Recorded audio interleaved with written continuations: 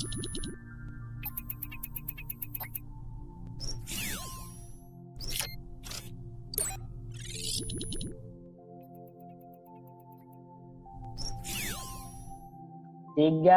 dua, satu, action. Assalamualaikum warahmatullahi wabarakatuh. Selamat datang di video diskusi kami. Perkenalkan, kami adalah mahasiswa Pascasarjana Komunikasi Universitas Mercu Buana. Nama saya Noval Mamduh yang akan menjadi moderator pada diskusi sekarang ini. Sebelumnya, saya akan memperkenalkan teman-teman saya yang juga menjadi peserta atau partner diskusi saya untuk hari ini. Yang pertama adalah Radik Sahaja. Radik bisa melambaikan tangan? Halo Mas. Halo. Oke. Yang kedua ada Mbak Melisa. Halo Mbak Mel. Halo, salam sehat. Ya, alhamdulillah. Dan terakhir ada Cahaya. Halo Cahaya. Hai. Oke.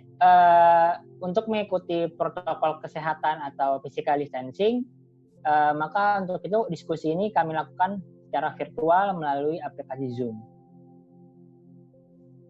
Adapun tema diskusi kali ini adalah strategi perubahan dalam konteks komunikasi organisasi korporat berbasis teknologi. Studi kasus kebijakan work from home. Seperti kita tahu bahwa pemerintah pada pertengahan bulan Maret kemarin memberikan himbauan untuk belajar, beribadah, dan juga bekerja dari rumah. Hasilnya, banyak perusahaan yang pada akhirnya menerapkan kebijakan work from home, WFH, atau bekerja dari rumah, yang tujuannya untuk mendukung upaya pemerintah dalam penanganan pandemi COVID-19 atau Corona. Nah, sistem WFH yang dilaksanakan oleh perusahaan ini membuat teknologi komunikasi menjadi berperan penting dalam berjalannya kegiatan perusahaan.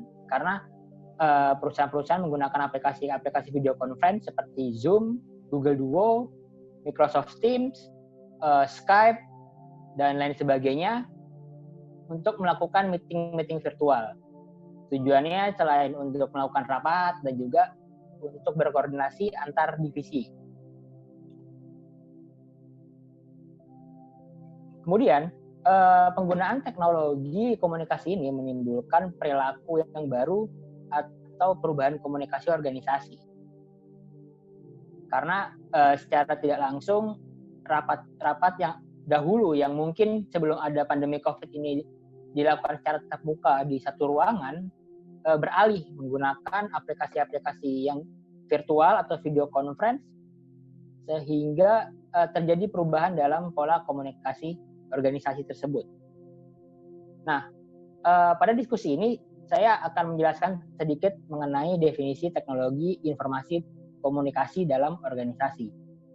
Menurut Everett Rogers dalam bukunya yang berjudul Communication Technology, The New Media in Society, menyatakan bahwa teknologi komunikasi adalah perangkat keras dalam struktur organisasi yang mengandung nilai-nilai sosial yang memungkinkan setiap individu mengumpulkan, memproses, dan melakukan saling tukar informasi dengan individu lain. Kemudian, teknologi komunikasi memiliki beberapa karakteristik. Yang pertama, teknologi komunikasi berkaitan dengan perangkat keras atau alat, misalnya kayak smartphone, laptop, dan lain sebagainya. Kedua, teknologi komunikasi muncul dalam suatu struktur ekonomi sosial politik tertentu. Kalau sekarang kita bisa melihat bahwa karena adanya teknologi yang semakin maju, adanya aplikasi video conference, dan juga ada kondisi sosial, yaitu pandemi COVID-19. Itu.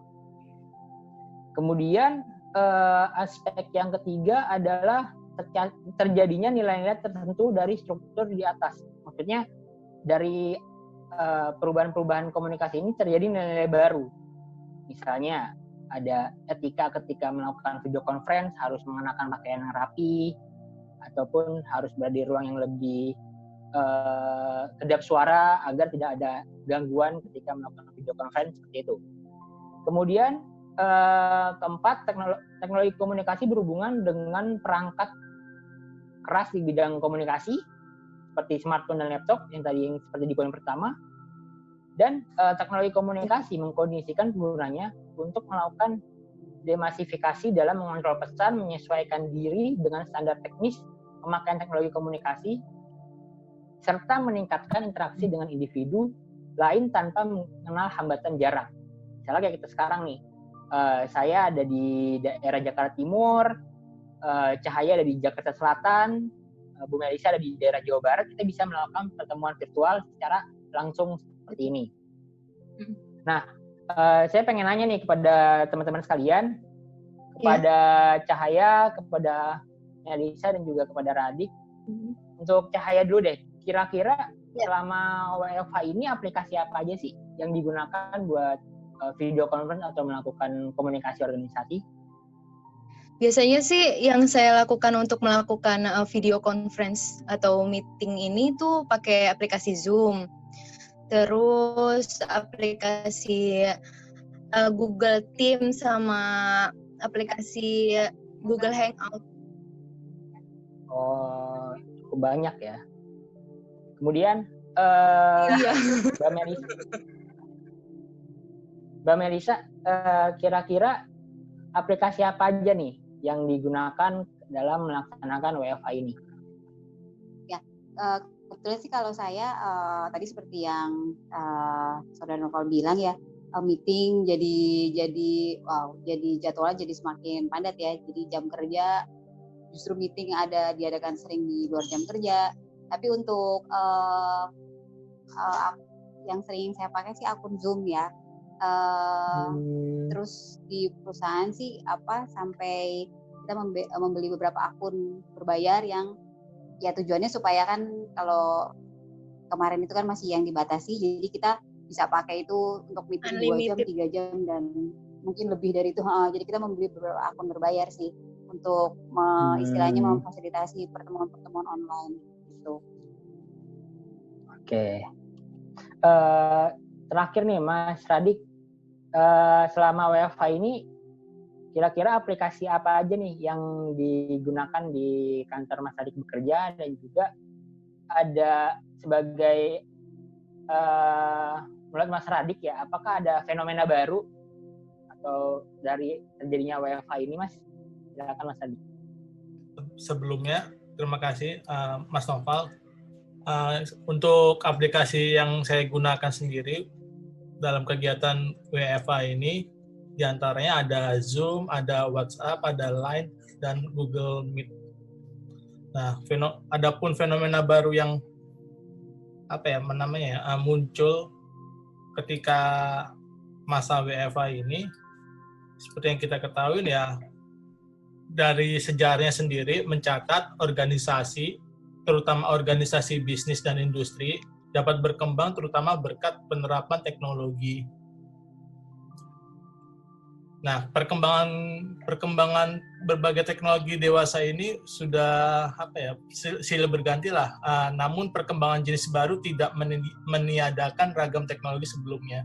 Jadi kayak misalkan kita dulu kenal radio, terus ada televisi, terus sekarang ada komputer, ada internet.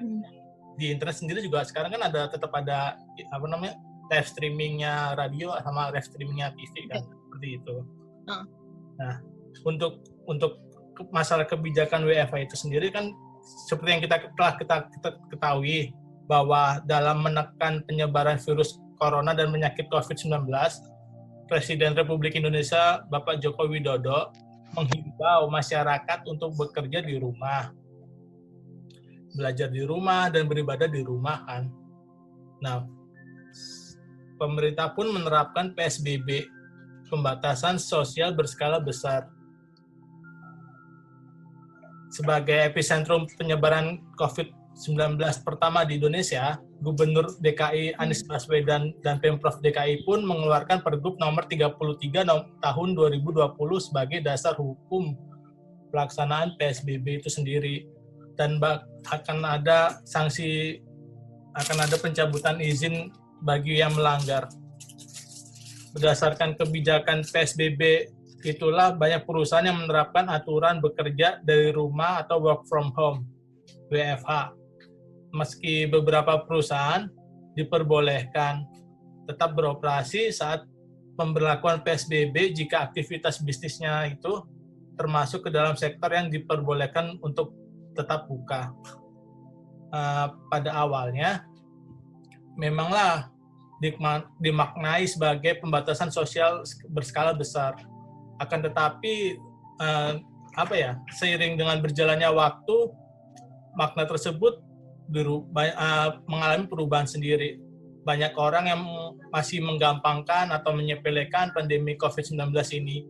Mungkin masih terpengaruh lah mereka dengan pernyataan Pak Terawan, Menteri Kesehatan kita di awal-awal yang menyatakan bahwa corona itu hanya penyakit kecil lah, seperti flu biasa.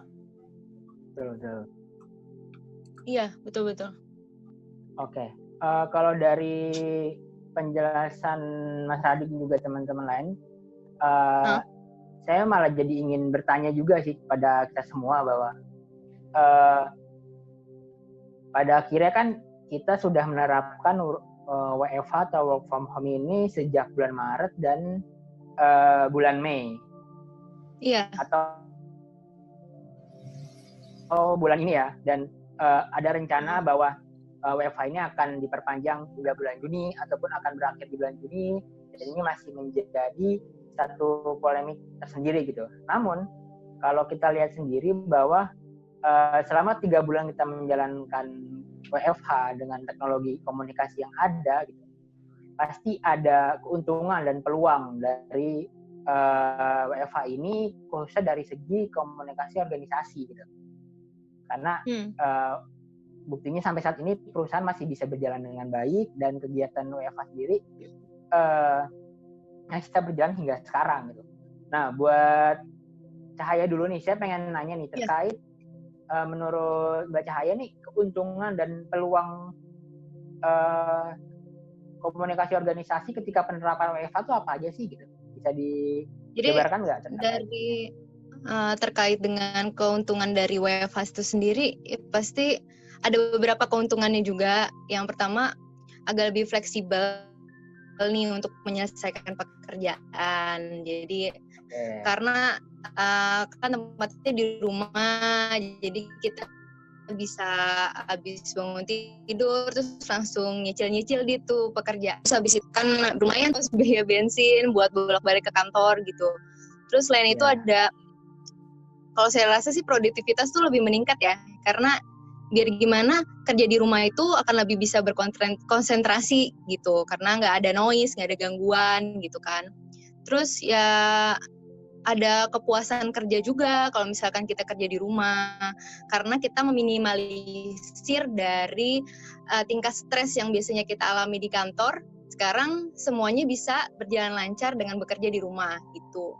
Selain itu ada work-life balance juga, jadi kita bisa ngumpul bareng sama keluarga, abis capek-capek work from home gitu.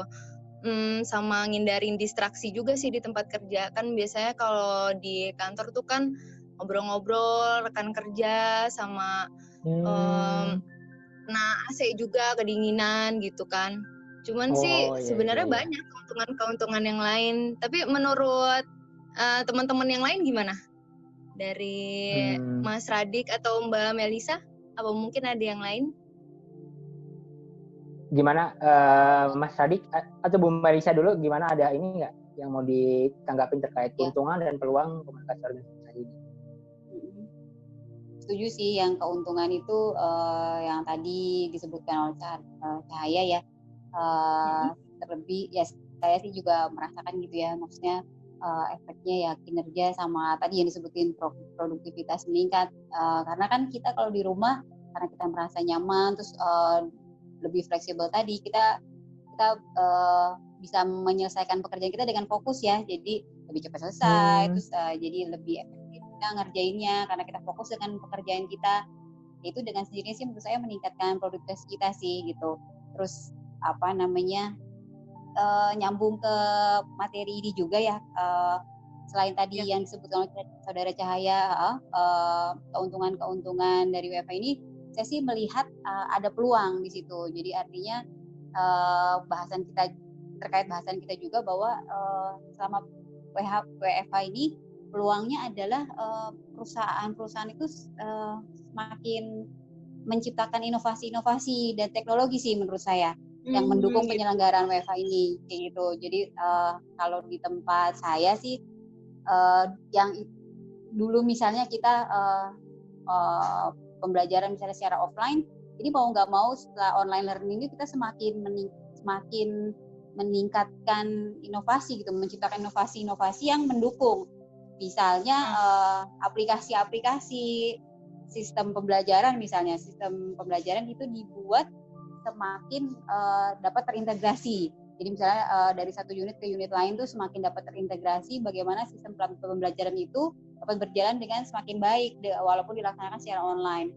Jadi maksud saya di sini adalah peluangnya itu. Jadi perusahaan semakin mampu menciptakan inovasi-inovasi dan teknologi yang mendukung untuk penyelenggaraan WFH ini sih menurut saya, dan itu sangat baik karena dengan komunikasi yang terintegrasi ini ya semakin memudahkan karyawan untuk berkomunikasi antar bagian maupun lintas bagian sih menurut saya. Oke, mungkin Mas Radik ada pendapat lain terkait keuntungan dan peluang komunikasi organisasi ini? Sebenarnya sama kayak yang kurang lebih sih sama, setuju dengan yang telah disampaikan oleh Cahaya dan Mbak Melisa ya, terkait dengan WFH ini. Banyak sekali keuntungannya, diantaranya yaitu bagi individu yang istilahnya merasa kurang terlalu suka lah dengan sesuatu yang ramai atau kerumunan gitu. Ini WFH ini menjadi sesuatu yang yang cocok gitu, yang pas. Keuntungan lainnya adalah dengan adanya WFH ini membuat saya pribadi lebih dapat mengasah kemampuan untuk melihat sesuatunya dari perspektif yang berbeda. Pandemi ini membuat saya juga lebih punya waktu untuk bercengkrama dengan orang tua, istri, anak, dan nenek saya. Selain itu, WFH juga menurut saya sih yang saya rasakan selama bekerja di rumah ini juga dapat mengembangkan kreativitas untuk dapat meminimalisir anak bosan di rumah. Jadi kayak buat mainan atau kegiatan-kegiatan di rumah sendiri buat anak, istilahnya tetap betah di rumah. Sedangkan selain itu juga WFH juga membuat waktu dan pengeluaran bulanan lebih efisien karena saya pribadi tidak perlu bermacet dari Pondok Kopi ke Pondok Indah. Terus juga tidak capek di perjalanan sih. Nah, dari komunikasi organisasinya sendiri, menurut saya yang saya rasakan yaitu meningkatkan kesolidan antar rekan kerja. Karena saya pribadi bekerja di Digital Creative Agency, maka satu divisi berkaitan dengan divisi lainnya.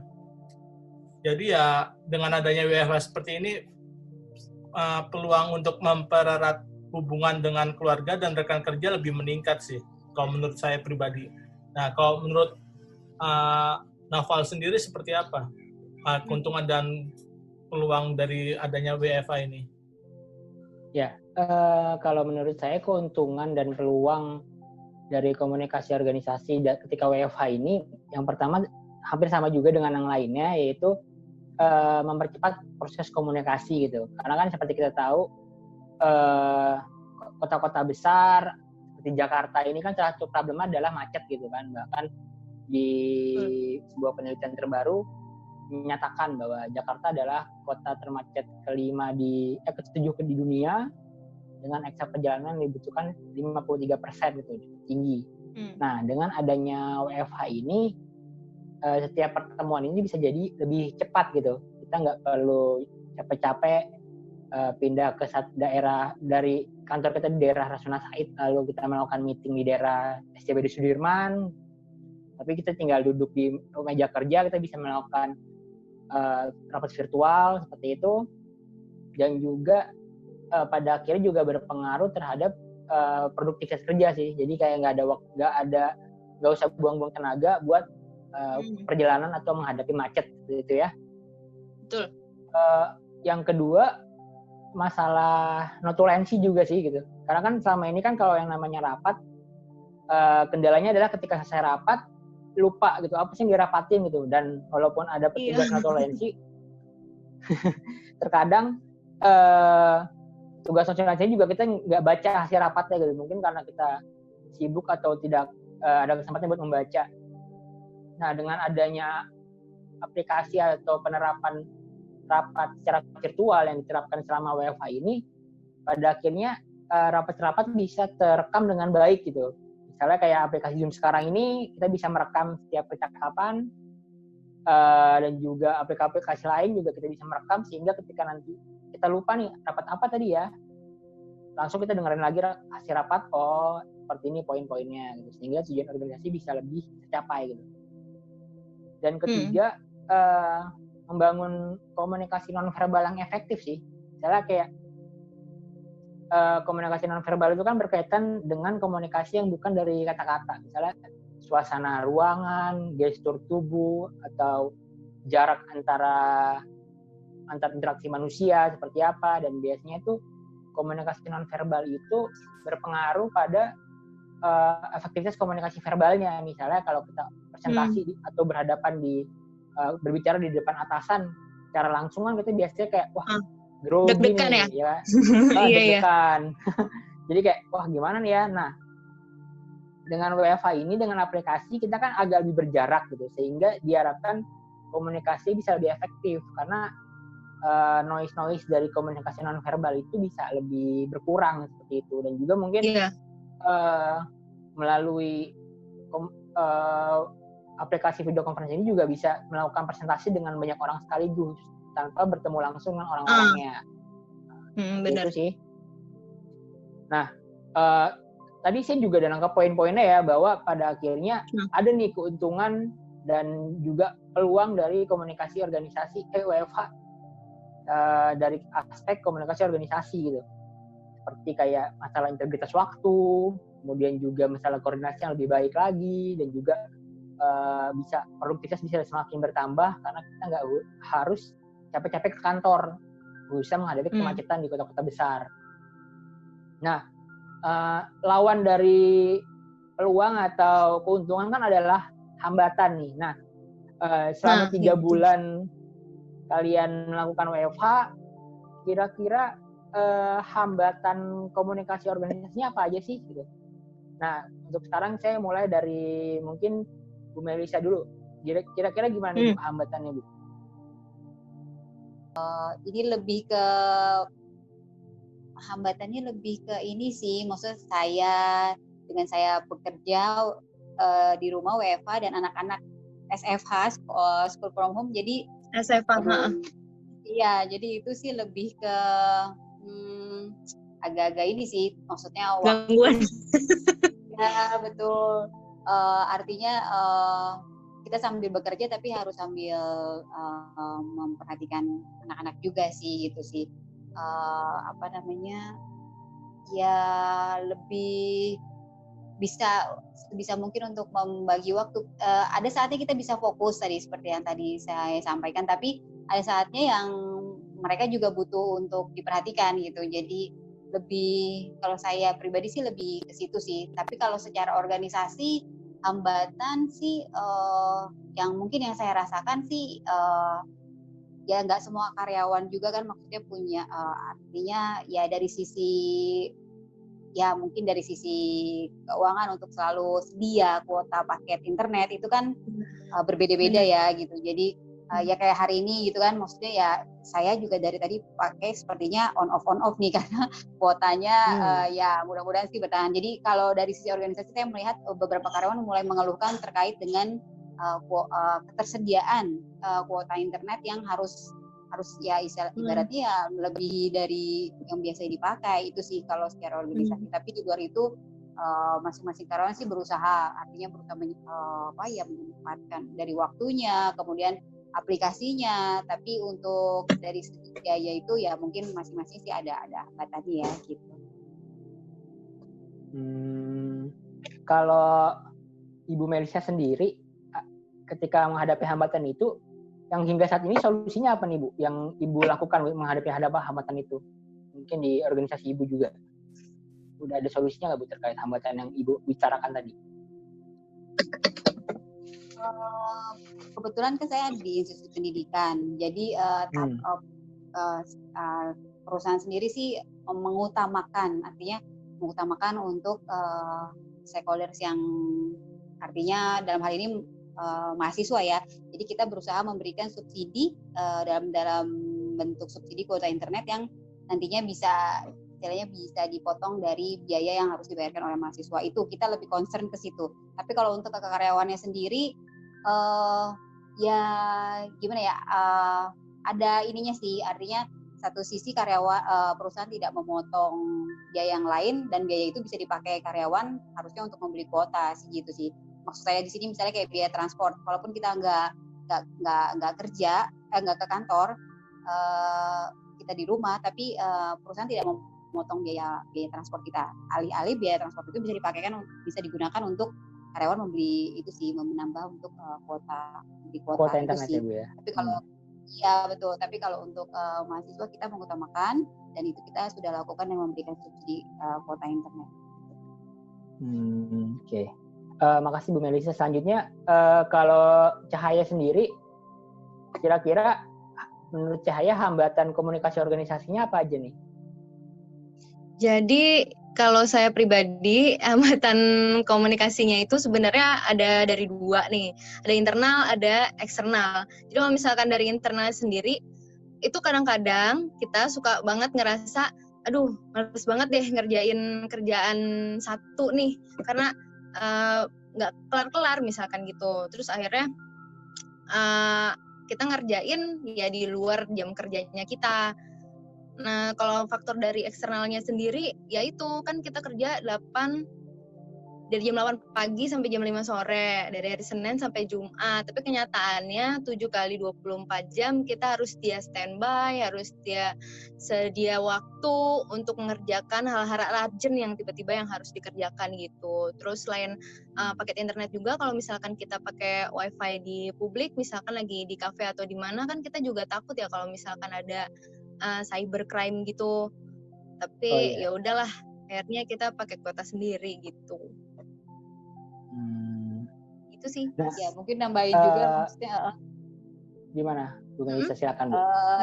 Ya dari waktu ya, betul ya, dari waktu maksudnya itu. Jadi enggak sekarang enggak 8 jam dalam 5 hari, jadinya 7/7, artinya 24 jam dalam 7 hari kita bekerja, ya betul. Jadi ya itu sih yang sangat berasa. Seperti kayak kemarin contohnya di bulan April Mei ada tanggal merah, itu kayaknya nggak berasa libur ya. Iya betul banget. Aja di hari merah. Dan gue kadang-kadang suka lupa. Kita sekarang libur. Ini tanggal berapa? Suka lupa juga kalau lagi libur. Iya. Iya betul, itu sih. Nah kalau buat Cahaya sendiri, untuk kira-kira ada solusi nggak, sedikit solusi yang bisa diutarakan nggak terkait hambatan-hambatan tersebut? Solusinya, jadi kalau misalkan udah niat mau kerja besok nih, misalkan hari Minggu, terus besok hari Senin, jadi kita tidurnya jangan malam-malam gitu, karena besok paginya kan kita mesti bangun pagi untuk kerja seperti biasa walaupun di rumah gitu. Terus kalau ada masalah terkait dengan pekerjaan, nggak usah ditunda-tunda, udah kerjain aja dulu sebisanya gitu. Kalau misalkan nggak bisa, ya kan ada hari besoknya lagi gitu. Apalagi ya, kalau untuk ketersediaan kita selama 24 jam, karena work from home ini nggak bisa diatasin sih, itu karena hal yang urgent ya, jadi sifatnya ya tiba-tiba aja gitu ada dan harus diselesaikan saat itu juga, ya lebih baik cepat diselesain aja deh intinya gitu, nggak usah ditunda-tunda gitu. Seperti itu. Oke. Selanjutnya Mas Radik, kalau Mas Radik sendiri ngelihatnya gimana nih terkait hambatan komunikasi organisasi ketika kebijakan WFH berlangsung seperti itu? Kira-kira gimana Mas hambatannya Mas? Nah, kalau saya sih hambatan komunikasi secara organisasinya itu dari penerapan WFH adalah kitanya sendiri sih harus lebih bisa mengontrol dan membagi waktu. Jadi terkadang kita merasa kayak oh ini masih di rumah nih.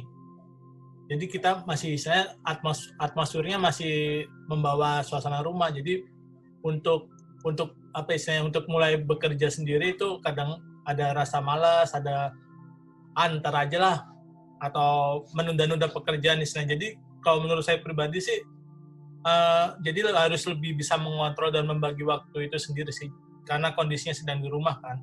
Maka ada hal-hal rumahan yang bisa dibilang remeh-temeh terkadang menjadi gangguan ketika sedang bekerja, kayak misalkan anak mengajak main. Ada anak-anak ya? Iya. Iya. Main seperti itu. Terus belum lagi kalau misalkan apa ya? Karena kan kita WFH ini rata-rata kan menggunakan jaringan internet kan.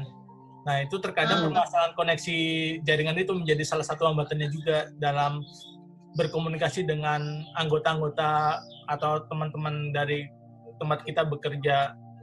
Jadi ya kalau hambatan internet menurut saya sih ya itu di luar kendali kita lah, karena itu kan dari faktor eksternal dari diri kita sendiri kan. Belum lagi kayak misalkan PLN mati, terkadang tuh suka mati listrik. Ya, Iya, betul. Iya, padahal kan kalau kata netizen tuh, akhir-akhir ini PLN kan katanya sudah menaikkan tarif listrik secara diam-diam, tapi kok kenapa ya pelayanannya tetap saja tidak ada peningkatan? Benar sih. Nah, seperti itu sih kalau dari kalau misalkan tadi seandainya terjadi noise atau gangguan gitu ya Mas Radik ya, ketika pengen melakukan video conference dengan teman-teman gitu. Nah, kira-kira Mas Radik sendiri solusinya seperti apa gitu biar pada akhirnya orang kantor tuh mengerti situasi yang terjadi di rumah Mas Radik gitu. Apakah berkoordinasi dulu bilang bahwa saya harus membantu seperti ini atau seperti apa gitu, biar komunikasi tetap berjalan dengan baik gitu di organisasi Mas Radik bekerja. Oke, kalau di tempat saya bekerja, menggunakan salah satu aplikasi yang istilahnya bisa buat bekerja macam-macam WA group itu, tapi namanya itu aplikasinya Slack.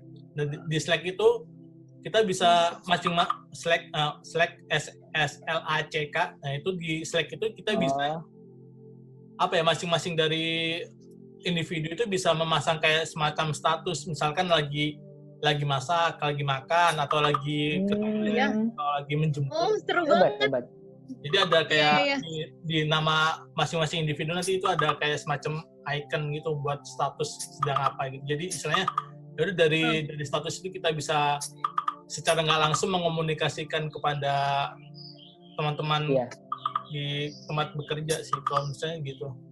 Slack ini bisa diterapkan di semua organisasi juga ya, biar bisa masing-masing anggota bisa lebih paham gitu apa yang terjadi di rumah setiap anggota, biar nggak ada miskomunikasi gitu. Nah, noise. Kalau menurut saya sih memang hambatan pertama secara saya melihat pendapat teman-teman memang memperbanyak noise atau gangguan ya, karena menurut model komunikasi Shannon terdapat 6 komponen dalam komunikasi seperti sumber informasi, transmitter, kemudian juga media, kemudian juga proses encoding, decoding, dan yang paling penting adalah noise atau sumber gangguan. Dan buat kasus WFH ini, saya merasa bahwa kayaknya noise ini semakin besar ya, terkait betul. jaringan internet, terus juga stabilitas lingkungan khususnya di rumah seperti apa, serta juga perangkatnya seperti apa. Terkadang kan juga ada beberapa perangkat komputer ataupun smartphone yang mungkin kurang kompatibel atau mungkin suka error ketika melakukan video conference gitu ya. Dan bayangin ketika video conference dilakukan 10 orang, dengan waktu meeting cuma 2 jam, ada 3 orang mengalami trouble, bisa jadi waktu meeting bisa molor mungkin beberapa jam kan. Dan itu sangat jarang terjadi di Laos itu ketika kita melakukan meeting secara tatap muka langsung seperti itu ya. Dan kalau saya menambahkan bahwa hambatan kedua adalah terkait iklim organisasi yang semakin berkurang. Maksudnya kayak menurut Taiguri mengatakan bahwa iklim organisasi adalah kualitas relatif abadi dari lingkungan internal organisasi yang dialami oleh anggota-anggotanya mempengaruhi tingkah laku sehingga mereka dapat diuraikan dalam istilah-istilah nilai satu set karakteristik tertentu. Dan salah satu cara untuk meningkatkan iklim organisasi adalah komunikasi intens ya nih kan. Nah, kalau dalam WFH sendiri kan kita kan melakukan komunikasi dengan karyawan ketika video conference saja. Ketika makan siang kita komunikasi dengan keluarga masing-masing ya kan. Ataupun ketika melakukan aktivitas istirahat atau bekerja kita tidak melakukan komunikasi dengan karyawan masing-masing gitu kan, karena kita sedang sibuk di kamar atau di rumah sehingga kita tidak ada komunikasi intens gitu. Dan khawatirnya adalah nanti solidaritas kerjanya itu jadi semakin berkurang gitu, karena kita udah tidak ada lagi kegiatan-kegiatan seperti berbicara setelah pas jam kerja ataupun berbicara mengenai ide-ide baru ketika makan siang, karena kita melakukan istirahat di rumah masing-masing gitu ya Cahaya ya. Betul begitu Pak. Jadi kita biasanya kan ada brainstorming ya, kalau ada masalah atau yang kita hadapin di kantor kan suka ada teman curhat gitu. Tapi sekarang karena kita udah di kantor, udah di rumah kerjanya, jadinya ya nggak ada lagi teman yang bisa diajak cerita gitu. Betul. Yang terakhir sih juga sama sih terkait biaya komunikasi ya. Sama ini kan kalau kita komunikasi tatap muka itu kan biayanya paling-paling hanya biaya di ongkos kendaraan gitu. Dan di setiap kantor kemungkinan terdapat WiFi sehingga kita untuk mendapatkan informasi ataupun berkomunikasi bisa lebih enak karena internet udah ditanggung sama pihak kantor soal itu kan. Tapi kayak tadi dari kasusnya Bu Melisa dan juga Cahaya juga melihat bahwa ternyata masalah kuota ini menjadi masalah yang cukup pelik gitu. Karena ketika video conference membutuhkan kuota yang besar, sehingga terkadang para karyawan tuh enggan melakukan video conference karena takut kuotanya akan habis. Walaupun untungnya ada beberapa perusahaan, mungkin seperti perusahaan di tempatnya Bu Melisa atau Mbak Cahaya atau Mas Adik yang udah adanya subsidi lah kait kuota internet itu, sehingga komunikasi video conference bisa tetap baik seperti itu ya. Selanjutnya saya pengen nanya juga nih, poin selanjutnya adalah kalau kita lihat ada hambatan, ada keuntungan. Nah, kita memandang ke depan terkait ketika work from home ini berakhir gitu, dan juga ketika pandemi COVID ini sudah berakhir di dunia atau di Indonesia juga. Nah, apakah kegiatan work from home ini menjadi sebuah fenomena baru ataupun bukan video work from home ya, work from home juga, kemudian juga kegiatan virtual conference ini akan menjadi sebuah perilaku baru atau enggak nih dalam komunikasi organisasi? Apakah ada aspek perubahan sosial di sana gitu, dan kira-kira apakah dampaknya positif atau negatif gitu? Nah, buat poin ini mungkin Mas Sadik bisa menjelaskan atau bisa memberi pendapat terkait apakah fenomena work from home dan juga virtual conference ini akan tetap terjadi atau terjadi perubahan ketika pandemi COVID ini berakhir. Gimana Mas Sadik pendapatnya? Oke, Noval, terima kasih. Saya coba mengambil teori perubahan sosial dari siapa namanya? Dari Kurt Lewin. Dari Kurt Lewin itu disebutkan bahwa perubahan terjadi karena munculnya tekanan tekanan terhadap organisasi, individu ataupun kelompok. Maka dari itu Kurt Lewin sendiri merumuskan langkah-langkah yang dapat diambil untuk mengelola perubahan, yaitu yang pertama, pada tahap pertama unfreezing, tahap kedua changing atau moving, dan yang ketiga adalah refreezing. Pada tahap unfreezing itu proses penyadaran tentang perlunya atau adanya kebutuhan untuk berubah. Dan di tahap changing atau moving itu langkah apa yang diambil dari individu, kelompok atau organisasi untuk melakukan atau memperbaiki dalam rangka meminimalisir driving forces yang dapat memperlemah resistensi. Di tahap selanjutnya yaitu refreezing, yaitu membawa kembali organisasi kepada keseimbangan yang baru lah, a new dynamic equilibrium. Jika kita kaitkan ya dengan fenomena seperti ini, WFA terutama kebijakan WFA, maka pada tahap unfreezing suatu perusahaan itu merasa butuh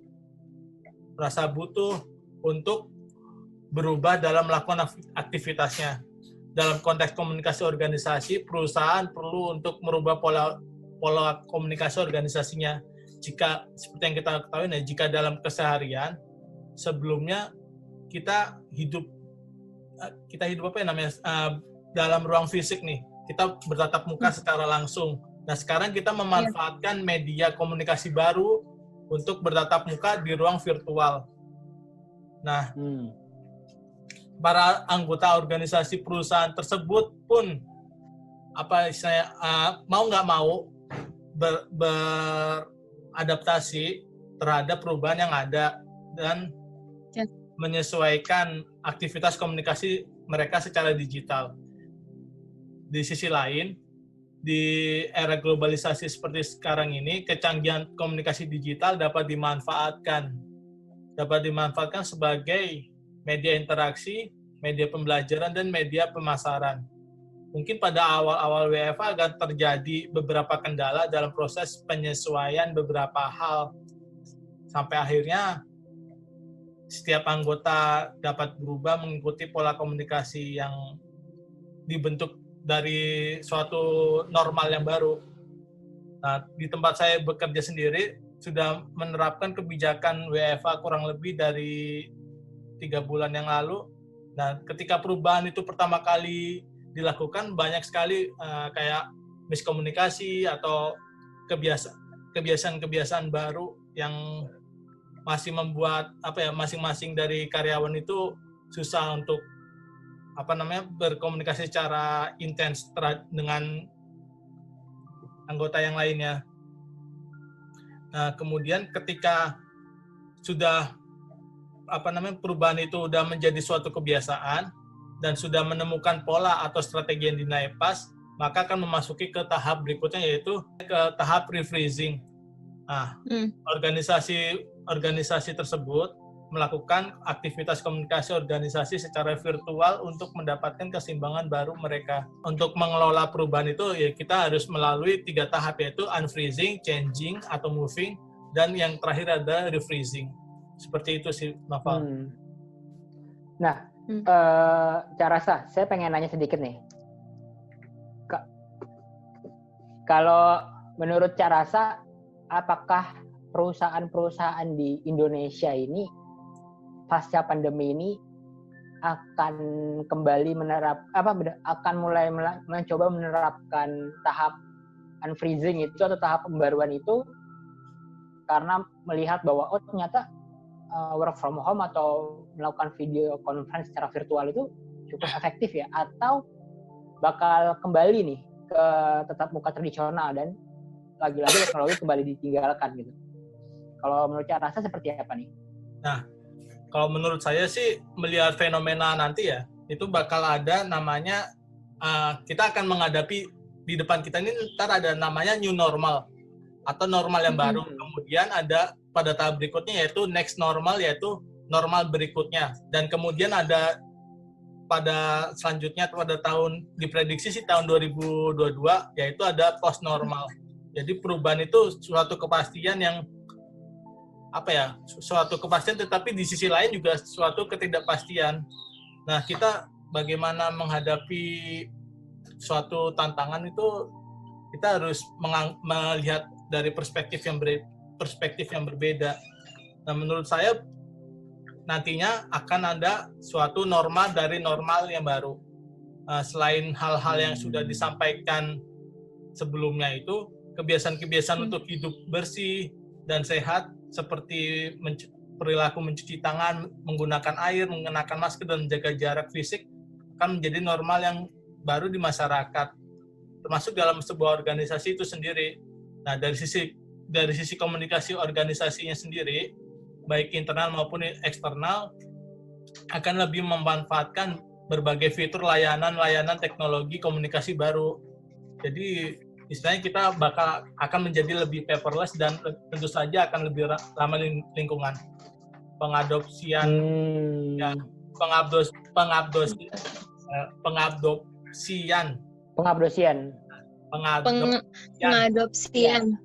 media komunikasi baru itu berbasis internet. Jadi ini saya menjadi suatu komunikasi organisasi di masa mendatang sih, menurut saya seperti itu. Jadi seperti yang kita sering lihatlah di film-film sci-fi, berbagai banyak teknologi canggih yang digunakan untuk berkomunikasi antara satu orang dengan orang yang lainnya. Semoga saja sih dari sisi humanis dari teknologi masih depan masih ada. Menurut saya sih seperti itu, Noval. Oke. Bagus. Menarik ya. Dan selanjutnya menurut Cahaya sendiri, apakah pasca WFH berakhir ataupun pasca pandemi COVID ini berakhir, apakah terjadi perilaku yang baru dalam komunikasi organisasi? Bagaimana menurut Cahaya? Ya, jadi menurut pendapat saya, jadi dari WFH ini sendiri, setelahnya akan menjadikan fenomena perilaku baru dalam komunikasi organisasi. Karena change management itu adalah manajemen untuk melakukan perubahan untuk menghadapi perubahan. Jadi perubahan itu harus dilakukan karena situasi dan kondisi itu berubah, bangsa pasar berubah, permintaan terhadap produk berubah, tuntutan pasar berubah, dan sebagainya. Kalau saya untuk bekerja di kantor, kalau selama ini saya itu fisik, manual, kita berangkat ke kantor, datang, baru mengerjakan tugas. Bisa jadi dari perusahaan tersebut pun akan merubah sistem cara bekerjanya dengan cara ya WFH ini gitu. Karena kan sebenarnya perusahaan tidak perlu untuk membayar lebih dari uang transport tersebut. Jadi kita semua bisa melakukan semuanya dari rumah. Mengutip pendapat dari RL Draft yang disebutkan oleh Renal Kasali, bahwa perubahan strategis adalah sebuah perubahan yang cenderung radikal dan perubahan opsional dinilai tidak ubahnya sebagai perubahan instrumental. Jadi perubahan instrumental itu perubahan yang secara kontinu yang dilakukan organisasi. Awalnya cuman WFH, bisa jadi kedepannya akan berubah juga dari perusahaannya, seperti itu. Nah, kalau menurut Cahaya sendiri, kan dalam pengupdosian teknologi itu kan salah satu masalahnya adalah sumber daya manusianya, yang ketika kita belajar teknologi berarti sumber daya manusia ini harus belajar gitu.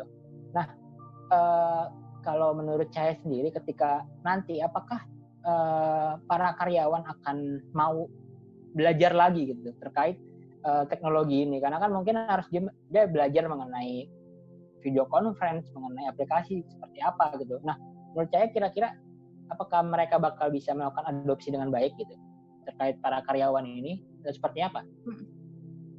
Jadi untuk melakukan adopsi perihal ini, jadi itu adalah dari corporate culture masing-masing dari perusahaannya yang memberikan training misalkan untuk orang-orang yang belum mengerti dan belum mengenal tentang teknologi WFH ini. Karena kan pasca WFH ini biasanya dari perusahaan punya aplikasi baru tuh, misalkan buat absen di luar ruangan atau buat nulis surat tanpa mesti tanda tangan basah. Kalau di kantor saya itu sudah melakukan namanya e-letter, jadi tanpa kita mesti tanda tangan basah, itu semua udah ada barcode-nya. Dari barcode itu yang menyatakan bahwa sudah tanda tangan gitu.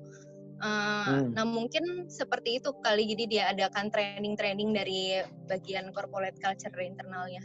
Berarti perlu ada penguatan budaya baru lagi ya dalam perusahaan terkait adopsi teknologi tersebut gitu ya. Betul.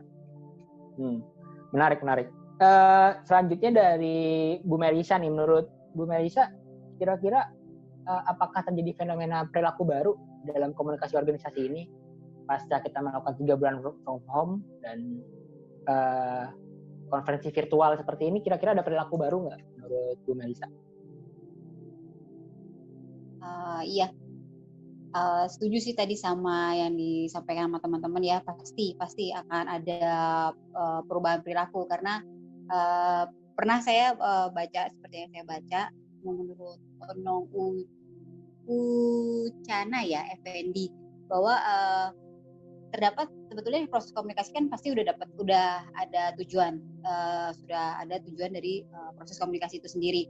Nah, beberapa tujuan yang ada ataupun dihasilkan dari komunikasi itu ya salah satunya mengubah perilaku. Jadi sudah pasti dengan adanya WiFi ini ya istilahnya tanda kutip mau nggak mau ataupun dipaksa. Jadi ada beberapa orang yang mau nggak mau dipaksa untuk berubah.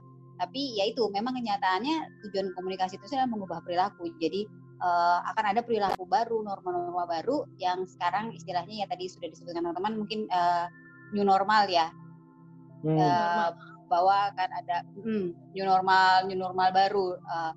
Ini saya kasih contoh yang kemarin baru-baru ini terjadi ya. Teman-teman mungkin sempat ada yang baca ada wacana dari pemerintah untuk memberi kesempatan warga yang berusia di bawah 45 tahun untuk beraktivitas. Udah ada yang dengar belum ya? Iya, jadi setelah wacana pemerintah itu keluar, kita langsung ramai-ramai ya mendiskusikan hal itu. Kalaupun nantinya akhirnya diterapkan begitu ya mau nggak mau kita ini bagian dari new normal, kita harus menyiapkan protokol kesehatan. Apa yang harus kita lakukan kalau memangnya karyawan sudah diperkenankan hadir gitu, pernah masuk ke kantor, kita harus mulai menyiapkan protokol kesehatan apa ini. Jadi dari situ kan bisa terlihat ya bahwa ya akan ada new normal gitu loh di tempat kita bekerja setelah pemerintah istilahnya istilahnya memberikan lampu hijau terhadap wacana ini. Jadi kita sudah mulai menyusun protokol kesehatannya, diantaranya yang ya tetap ada keterbatasan penggunaan fasilitas seperti kayak ruangan kelas harus dibatasi, no masker, no entry, tetap physical. Ya, jadi itu kan sesuatu yang mau nggak mau kita harus ngikutin itu gitu, bahwa kita masuk ke satu area ya kita no masker, no entry. Kita masuk satu ruangan kita akan dibatasi. Seperti itu yang mau nggak mau ya kita harus ikuti gitu sih. Jadi itu akan mengubah perilaku ya setiap kita di organisasi sih. Mungkin teman-teman di tempat lain dengan bidangnya masing-masing akan ada new normal di bidangnya masing-masing. Tapi kalau di kebetulan di institusi saya ya itu yang akan kita terapkan, bahwa akan ada pengaturan dalam satu ruangan kelas, akan ada protokol kesehatan yang harus dilewati mulai dari screening awal sampai bahkan sampai karyawan itu pulang, bahwa itu semua sih harus diikuti sih, dan itu semua akan menjadi bagian dari kehidupan kita sih mungkin ya. Baik Bu, mau nanya Bu, kan kalau Ibu sendiri kan bekerja di institusi pendidikan ya, perguruan tinggi gitu.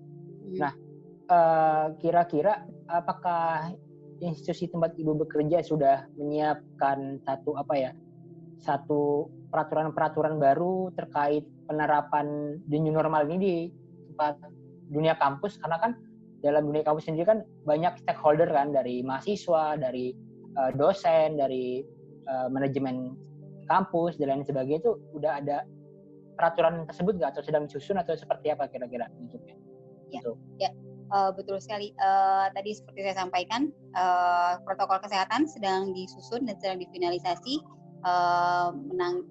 menanggapi dari wacana pemerintah untuk tadi kan karyawan udah mulai bekerja, bisa mulai bekerja ke kantor di bawah usia 45, dan adanya apa istilahnya, kalau di dunia pendidikan kan seperti kita pernah rasakan dulu ya, mungkin ada mata kuliah yang memang harus ada hands on, artinya harus ada kita harus bisa bertemu, kita harus praktikum misalnya contohnya. Tatap muka. Itu kan sesuatu yang itu sesuatu yang tidak mungkin kita hindari kan.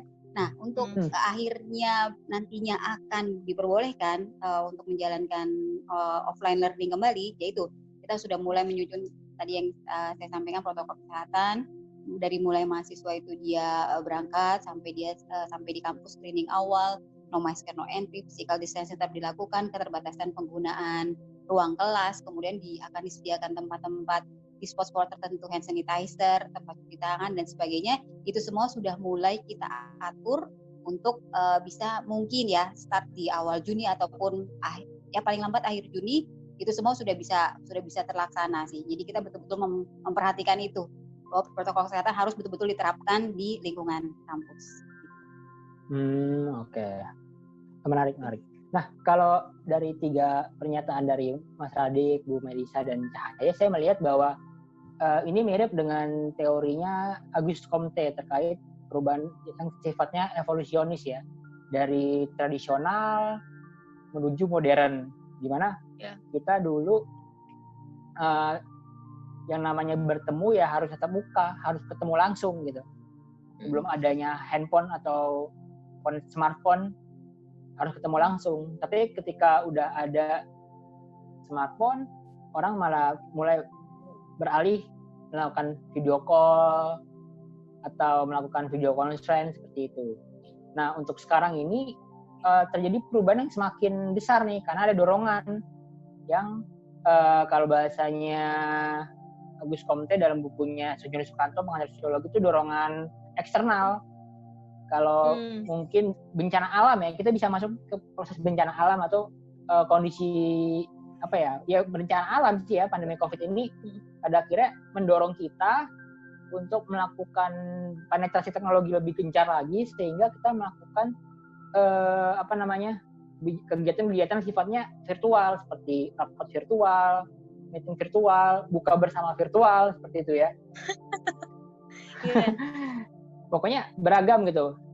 Itu ada dorongan itu. Dan kalau dari teorinya Max Weber, saya melihat ada 2 teori, ada 2 pernyataan bahwa perubahan kultural dan perubahan struktural. Nah, kalau perubahan struktural ini terkait dengan perubahan teknologi seperti kayak sekarang nih, internet atau smartphone yang pada akhirnya mengakomodir komunikasi kita menuju ke arah virtual. Nah, kalau kultural ini berkaitan dengan perilaku kita nih, the new normal seperti yang disebut Mas Radik tadi gitu.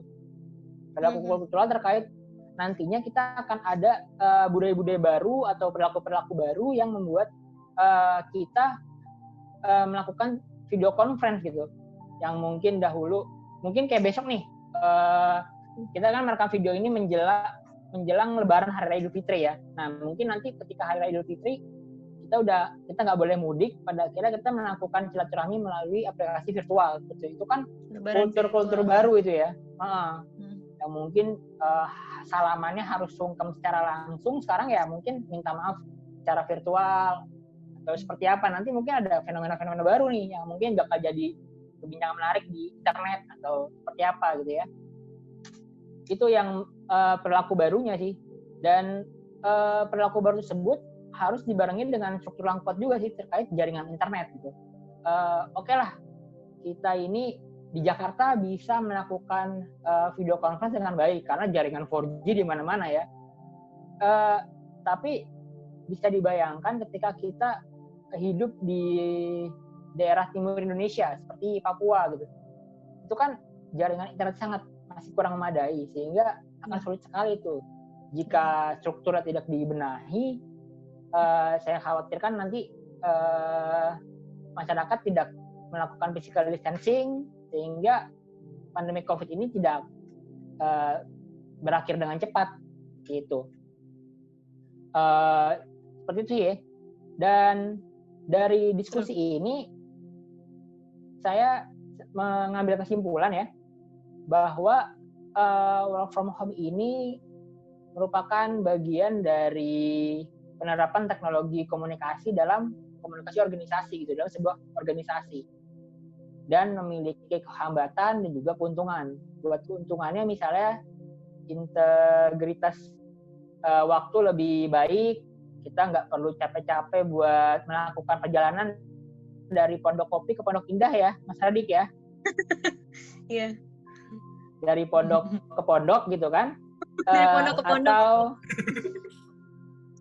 kita bisa melakukan kegiatan yang lebih menyenangkan di rumah bersama keluarga dan anak-anak, karena kita bisa melakukan bekerja sambil rumah, dan juga terkait tugas waktu juga lebih efektif karena kita nggak harus bermacet-macetan buat melakukan meeting, dan banyak hal ya keuntungannya. Dan juga hambatannya terkait dengan masalah biaya kuota internet itu juga menjadi masalah juga. Kemudian noise atau gangguan yang masih ditemukan khususnya ketika kita berada di lingkungan rumah yang mungkin jaringan internet tidak stabil, sehingga kita sulit untuk melakukan video conference, sehingga komunikasi organisasi tidak efektif gitu. Nah, kesimpulannya juga bahwa pada akhirnya cepat atau lambat perilaku work from home ini harus menjadi sebuah pertimbangan bagi para manajemen perusahaan, karena kita lihat ada keuntungannya, misalnya efektivitas kerja semakin meningkat gitu. Namun harus dibarengi juga dengan peningkatan infrastruktur dan juga berbagai sarana dan prasarana yang diberikan perusahaan agar work from home ini bisa berjalan dengan baik, dan juga work from home ini bisa menjadikan opsi untuk menjaga kesehatan antar karyawan, karena kan walaupun pandemi COVID ini berakhir kan penyakit menular itu kan bisa terjadi kapan saja, dan dengan adanya physical distancing kita harap kesehatan karyawan bisa juga terjaga nih, karena bisa menjaga jarak dan juga menjaga kebersihan seperti itu. Oke, ada yang ingin ditambahkan teman-teman? Udah sih. Udah cukup ya? Oke. Demikian diskusi melalui via Zoom ini dari kami. Kurang lebihnya mohon maaf. Jika ada informasi yang kurang, kami mohon maaf sebesar-besarnya, ataupun ada pernyataan-pernyataan kurang berkenan, kami mohon maaf. Bagaimanapun kami masih jauh dari kata sempurna, kami masih belajar. Terima kasih kepada teman-teman saya, Mas Radik. Terima kasih Mas. Kepada Mbak Cahaya dan juga Bu Melisa, terima kasih banyak.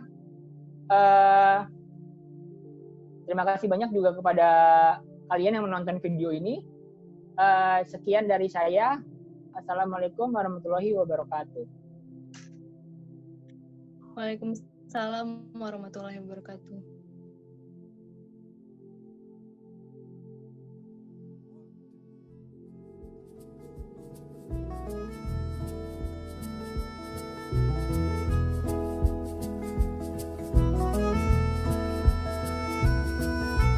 Mungkin perjalanan ini memakan waktu hingga kita tak sabar menunggu,